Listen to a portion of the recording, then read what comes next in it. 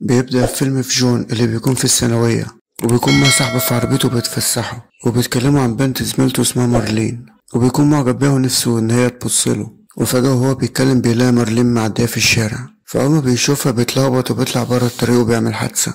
ولما مارلين بتشوفه بتروح عشان تطمن عليه. بعدها بيرجع جون البيت يفكر فيها أكتر، وجون بيروح يتعرف على جاره لوجين وبيطلب منه يخرجوا سوا بالليل، فبيوافق لوجين على العزومة وبيخليه يلعب معاه سلة.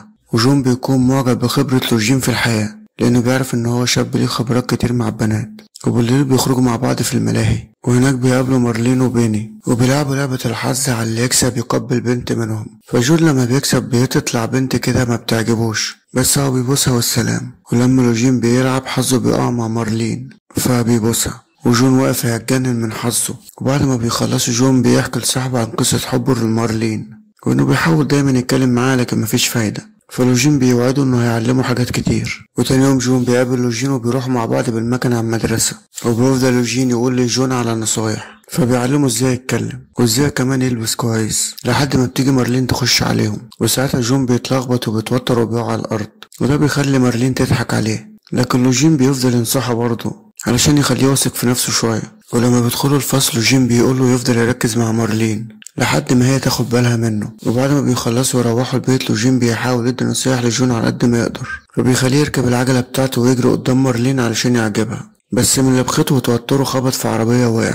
فمارلين بتتخض وبتروح تطمن عليه، فبيستغل الفرصة بيحاول يقرب منها، وهي تقريبا عجبها الموضوع. وبعد شوية بيروحوا هو لجين في المطعم، فبتوصل مارلين المطعم وبتقعد معاهم. لكن جون بيلاحظ ان عينيها منزلتش من على لوجين، فبيتضايق جدا وبياخدوا يتكلموا بره. فبيقنعوا لوجين ان مارلين مش في دماغه اصلا، وبيحمسوا انه يعزمها على سينما بالليل. وبالليل بنشوفهم هما الاربعة مع بعض، بس مارلين بتقعد جنب لوجين قدام، وبنت اسمها باني بتقعد مع جون ورا. وجون قاعد هيتجنن لانه عايز مارلين هي اللي تقعد جنبه. وفي استراحة الفيلم جون ولوجين بيروحوا يجيبوا مشروبات، فجون بيسأل لوجين هو ليه ما عادش جنب باني وساب له هو البنت التانية حبيبته يقعد معاها. وفي وسط السهرة لوجين بيعمل سباق مع تحدي مع واحد صاحبه في سواقة السيارات، وبيكونوا متحمسين أوي في السواقة لدرجة ان هما يدخلوا في بعض، بس للأسف بيخبطوا بعض من الجنب والعربيتين بيتكسروا.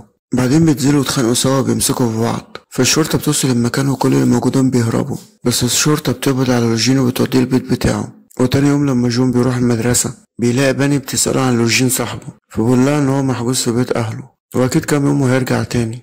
فجون بيروح بالليل لوجين عشان يطمن عليه، فبيدخل جون لوجين الأوضة، وجون بيعرف لوجين ان باني سألت عليه، فبيقرر لوجين ان هو يروح يقابلها وبيهرب من البيت هو وجون. وتاني يوم جون بيصحى من النوم بيلاقي جنبه دمية. وفي المدرسة لوجين بيكون متضايق من باني جدا ومش راضي يتكلم معاها بسبب انها على علاقة بحد تاني، فبتحاول هي تفهمه ان هو صاحبها مش اكتر ومفيش اي حاجة ما بينهم، لكنه مش بيقبل كلامها. وبعد ما اتضايقت وكانت هتمشي بيوقفها وبيخرجوا سوا. في الوقت ده مارلين بتكون معدية بالصدفة وشافته، فاتضايقت علشان لوجين بيحب باني وسايبها هي. وجون لما شافها كده فرح من جواه وكان عايز يستغل الفرصة ويقرب منها، بس هي بتسيبه وبتمشي.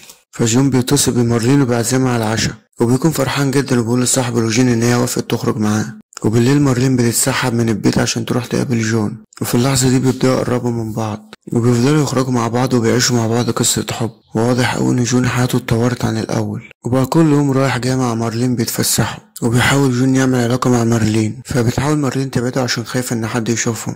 وفعلا لوجين وباني بيطبوا عليهم وبيشوفوهم، والموقف بيكون محرج بس بيعدي عادي. فمارلين بتتصل بجون عشان يروح لها البيت، بيروح جون لمارلين في بيتها وكمان في اوضتها، ودي بتكون اول مرة قربوا من بعض كده، فبيعملوا علاقة مع بعض. وفجأة مامة مارلين بتطب عليهم والموقف كان محرج جدا، فجون بيهرب بسرعة من الشباك. وتاني يوم في المدرسة كان عندهم تطعيم، وفي المدرسة بنشوف جون ومارلين هما بيتفقوا يقابلوا بعض مرة تانية، وبيكونوا مبسوطين من بعض وبيموتوا في بعض وشكلهم حبوا الموضوع قوي. وبالليل بتحصل خناقة كبيرة قوي، وجون بيحاول يدافع عن لوجين بس بياخد بنيه وبيقع على الأرض، لكن لوجين بينقذ الموقف وبيقدر يدافع عنه وعن جون.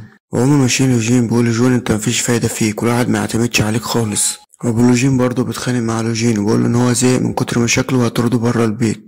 وتاني يوم بنشوف باني رايحة تطمن على جون اللي دراعه اتكسر في الخناقة بتاعت لوجين، فبتسأله عن لوجين وبتعرف ان هو محبوس في البيت. واخيرا لوجين بيطلع من بيته وبيروح مع جون يسهروا مع بعض، وبيكون قرر ان هو يسيب باني نهائي. فجون بيروح يعرف باني ان لوجين متضايق جدا منها وقرر يسيبها، فبتروح باني ليوجين عشان تعرف السبب وايه اللي حصل. فباني بتروح وبتحاول تصالح لوجين، وبيفضلوا مع بعض لحد ما علاقتهم اتصلحت وبيرجعوا لبعض من تاني. ولما بيشوفهم جون رجعوا لبعض بيكون مبسوط جدا. وبعدها جون بيعرف بنت جديدة لأن مارلين سابته ودخلت في علاقة مع واحد تاني، وبيكون مبسوط جدا مع البنت الجديدة. ولهنا بيخلص الفيلم. نتقابل في الفيلم الجاي. شكرا لكم.